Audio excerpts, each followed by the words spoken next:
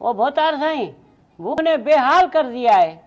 देश की तबाही खत्म नहीं हुई तो सैलाब ने डंडा दे दिया है। रोजगार खत्म हो गए, घर बर्बाद हो गए, अब तुम ही हमारा सहारा हो भोतार साईं। बाबा ये कुदरती अजाब है, तुम लोगों के अमाल का नतीजा है, हम क्या कर सकते हैं। बाबा हमारी जान छोड़ो, जाके रब को राजी करो और सब्र करो। भोतार साईं 2 दिन से नहीं खाया, अना कितनी सब्र करे। अना 2 दिन सब्र करेंगे ना तो अल्लाह को प्यारे हो जाएंगे। बाबा तो हम क्या करें, हमें ऊपर से मिलेगा तो तुम्हें देंगे ना।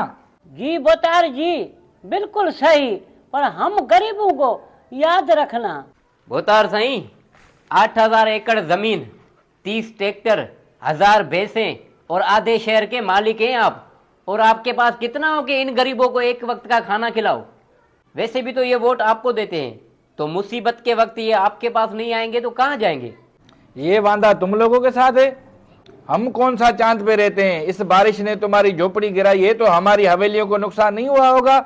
हम अपने नुकसान को देखें या तुम्हारा पेट भरें। साईं, अपने नुकसान का अजाला आपने कौन सा मेहनत और मुशक्कत से करना है।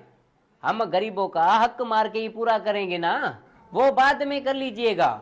अभी इन लोगों के पास कुछ नहीं है, मेहरबानी करके एक वक्त का खाना दे दीजिए इनको। बाबा ये कुदरती अजाब है, तुम लोगों के अमाल का नतीजा है। अब अल्लाह अल्लाह करो और कुछ सब्र करो। आप होता रे वाह, कितनी बेशर्मी से अपनी नाअहली का क्रेडिट कुदरत पे डालकर खुद 10 करोड़ की हवेली में बैठकर इन गरीबों की बर्बादी का नजारा देख रहे हो।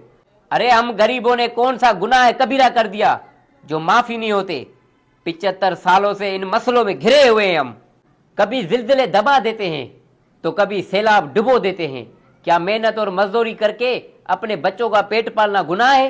अपनी ख्वाहिशों को मार कर, ख्वाबों को दफन करके, तुम लोगों की करप्शन की वजह से छोटी छोटी खुशियों को कुर्बान करना ये गुनाह है, या अपने औलाद को कंधों पे उठाकर मामूली इलाज के लिए सरकारी अस्पतालों में धक्के खाना ये गुनाह है।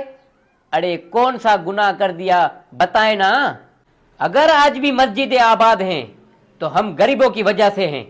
आप लोगों को तो ईद नमाज भी पढ़ना नहीं आती, लेकिन हर बार गुनहगार हम बन जाते हैं। जन्नत में जाने की दावा हम नहीं करते, हम सिर्फ इतना पूछते हैं इस गुनहगार कौम के हुक्मरान इतने पाक दामन कैसे बन जाते हैं कि हर बार कुदरत के अजाब से खुद महफूज हो जाते हैं।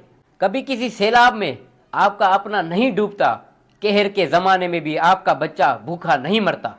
ना आप इलाज के लिए तरसते हो और ना ही आपके ऊपर कोई जुल्म होता है, क्योंकि आपने तो हमेशा इबादतें ही की हैं।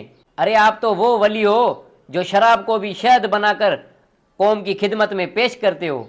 हम कितने गुनहगार हैं और आप कितने पाक दामन हैं, ये आपको बताने की जरूरत नहीं है। अगर करप्शन करके अपनी तिजोरियां ना भरी होती तो आज बारिश कुदरत का अजाब ना लगती। कौन सा अपनी जेब से देना है, सालों से हराम का मार खा रहे हैं।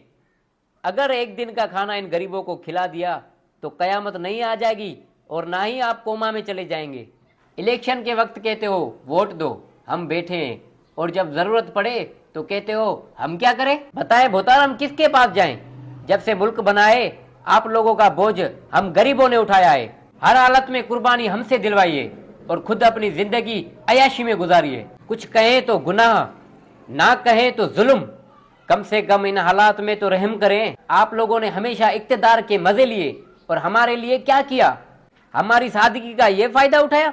दुनिया के सामने इन गरीबों का रोना रोकर इमदाद लेते हो और इसी गरीब आवाम को बिजली भी महंगी देते हो। महंगाई इतनी है कि सांस लेने को भी डर लगता है, कहीं उस पर भी टैक्स ना लगा दें आप। आपका काम बस ये है कि ऊपर से नीचे तक मिल बांट कर सब लोगों का हक खाते हो, गरीब लोगों का हक खाते हो। अब हम ये सब नहीं होने देंगे। आवाम का हक खाना है, कभी कर्ज के नाम पर तो कभी इमदाद के नाम पर। अरे बाबा तू तो हमारे गले पड़ गया है।